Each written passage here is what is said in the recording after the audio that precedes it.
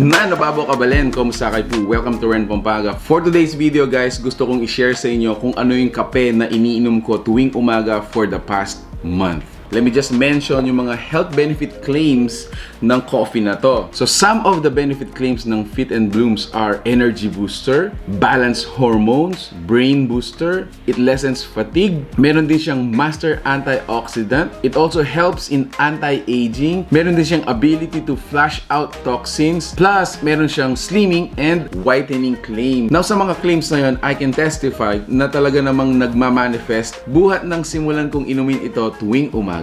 So number one, it's actually an appetite suppressant. So alam nyo naman guys na on a daily basis ang dami namin na-feature ng mga food restaurant, and during the morning, ito lang yung iinumin ko, and I could actually wait for the next hour kung saan pupunta kami na restaurant at doon pa lang ako kakain. So para sa akin, effective talaga yung appetite suppressant claim ng Fit and Bloom. Another is the energy booster. I could drink this in the morning and wait until the first feature namin or first hour feature namin sa Ren Pampanga, and it would still give me that energy during the morning. So kahit hindi ako nag-breakfast, 1 cup of this could actually give me an energy up until the time na aalis ako or pupunta kami dun sa first schedule namin. And then lastly, dun sa mga benefits niya, meron siyang improves healthy digestion. So alam nyo naman guys na ang dami nga naming na-feature na mga food spot, mga restaurant, mga iba-ibang pagkain, and right after that, I would feel bloated, no? Parang talagang busog na busog. But this would actually help me in terms of the food digestion